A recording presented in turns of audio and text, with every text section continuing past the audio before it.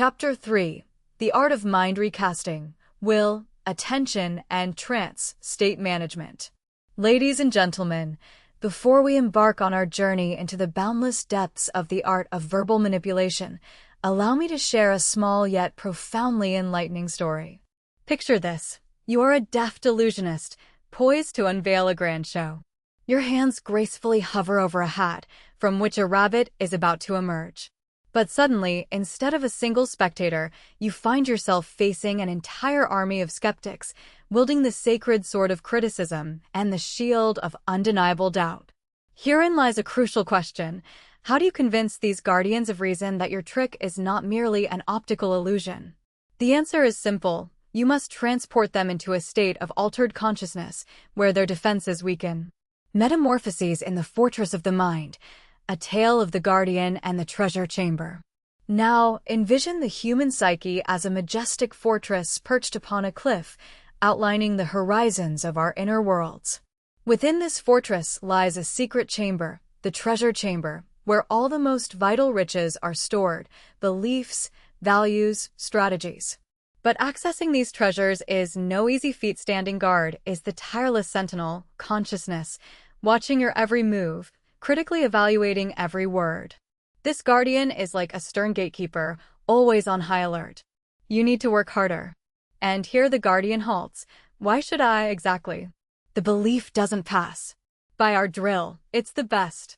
And again, too expensive. What gives you such confidence? Rejection. Thus, our task is to bypass this guardian. How? My dear friends, the answer is straightforward. Distract him or, even better, lull him to sleep. Once the guardian is distracted or dozing off, the gates to the treasure chamber swing open.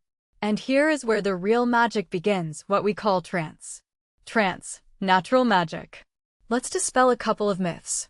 When we talk about trance, envision not a magician with a pendulum in hand, but an ordinary person lost in thought. Trance is a state we enter daily, dozens of times. How? Here are some relatable examples. You're riding in an elevator, absent-mindedly watching the floor indicator, forgetting why you even pressed the button. You're reading a book, and suddenly someone calls your name, but you don't even hear them. Your gaze is fixed on your phone screen, and the world around you fades away. When a person zones out, their guardian momentarily steps out for a smoke break. And that's the moment when the gates to consciousness swing wide open, and the language patterns come into play. This is the art of creating microtrances, those mental pauses that momentarily blow the mind or break habitual patterns. Self-management, the art of will and attention. Now that we know how to lull the guardian to sleep, we need to figure out how to remain hyperstable ourselves. Picture a conductor leading an orchestra. If his baton trembles, the musicians will start to play out of tune. The same applies here. If your voice quivers and your eyes dart around the room, your conversation partner will sense danger. Tension. Close the gates. And this is where Oleg Bakhtiarov's formula comes to the rescue. I equals will plus attention. Imagine attention as a powerful spotlight illuminating everything it shines upon. And will is the hand holding that spotlight. Most people are like a flashlight in the wind, sometimes shining on, oh, my head hurts, and other times on, oh, the news is bad. But the master of language patterns holds the spotlight with an iron grip. You choose a target, changing a belief, and maintain focus until you achieve the desired outcome. Exercise for the master, focusing on a point. Pick a point on the wall and focus on it for 5 minutes. Think only about that point.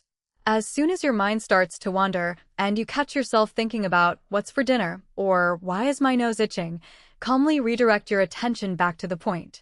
If you can't manage your attention for 5 minutes, how do you expect to manage the consciousness of others? Rapport, the in-group technology. Now, to get the guardian to start listening to you, you need to become one of them. Rapport is not just a friendly smile and nods. It's a biological tuning into your conversation partner's wavelength. 1. Posture. Sit like your conversation partner. 2. Breathing. Sync with their breathing rhythm.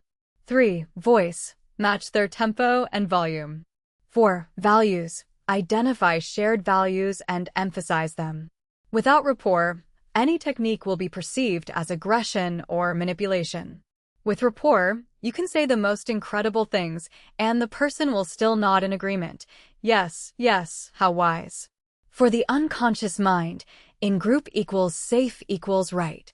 And so, my friends, the magic of language patterns begins as you become the conductor of human consciousness, lulling the guardian to sleep and opening the gates to the treasure chamber. May each of your steps be light, and every word be a precise hit on target.